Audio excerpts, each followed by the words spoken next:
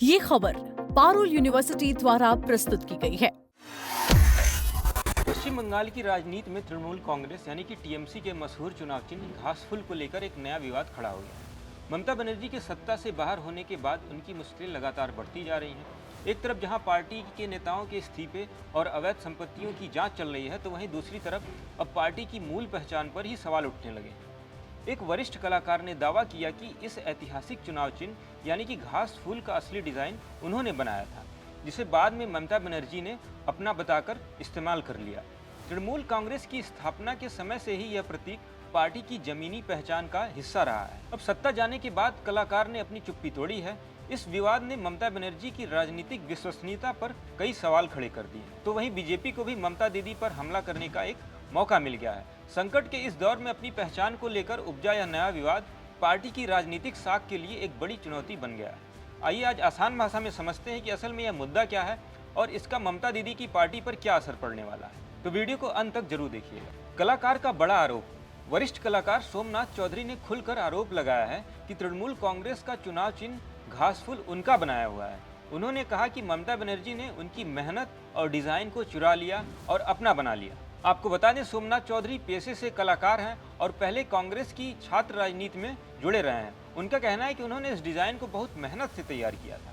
कलाकार सोमनाथ चौधरी बताते हैं कि साल 1998 में तत्कालीन केंद्रीय मंत्री अजीत पांजा ने उनसे संपर्क किया और कहा कि एक पार्टी के लिए चुनाव चिन्ह डिजाइन करना है। तब उन्हें यह नहीं बताया गया था कि यह पार्टी ममता बनर्जी की होने वाली है।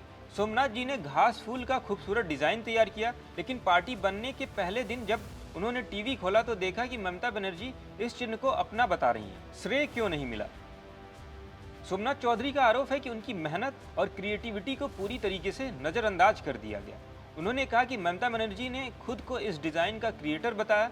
कलाकार ने यह भी कहा कि उस समय अगर वे विरोध करते तो उनके लिए बहुत मुश्किलें पैदा हो सकती थी, इसलिए वे चुप रहे और कई सालों तक इस बात को अंदर ही रखा। अब तृणमूल कांग्रेस के सत्ता से बाहर होने के बाद सोमनाथ चौधरी ने अपना बयान जारी किया है। उन्होंने कहा कि अब उन्हें डर नहीं है और सच्चाई सामने लाना चाहते हैं। उनका कहना है कि हर कलाकार को अपनी काम का श्रेय मिलना चाहिए, लेकिन उनके साथ ऐसा बिल्कुल नहीं हुआ। आपकी जानकारी के लिए बता दें कि घासफूल का चिन्ह तृणमूल कांग्रेस का आधिकारिक चुनाव चिन्ह है।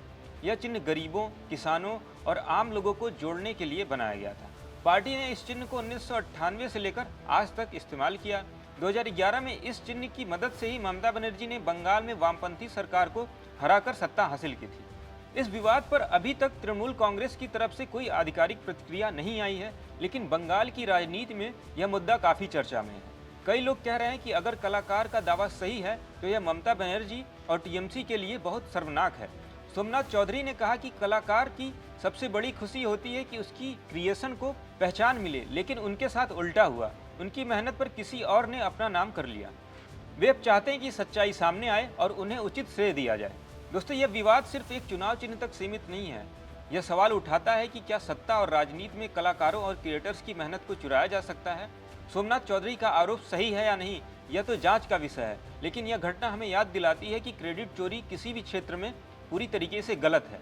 आप क्या सोचते हैं? क्या कलाकार को अब इतने साल बाद श्रेय मिलना चाहिए या यह पुराना मुद्दा है कहकर इसे भुला देना चाहिए? कमेंट में अपनी राय जरूर दें। वीडियो पसंद आया तो लाइक करें, शेयर करें, चैनल को सब्सक्राइब करना ना भूलें। ऐसी ही और जानकारी के लिए देखते रहें दैनिक जागरण।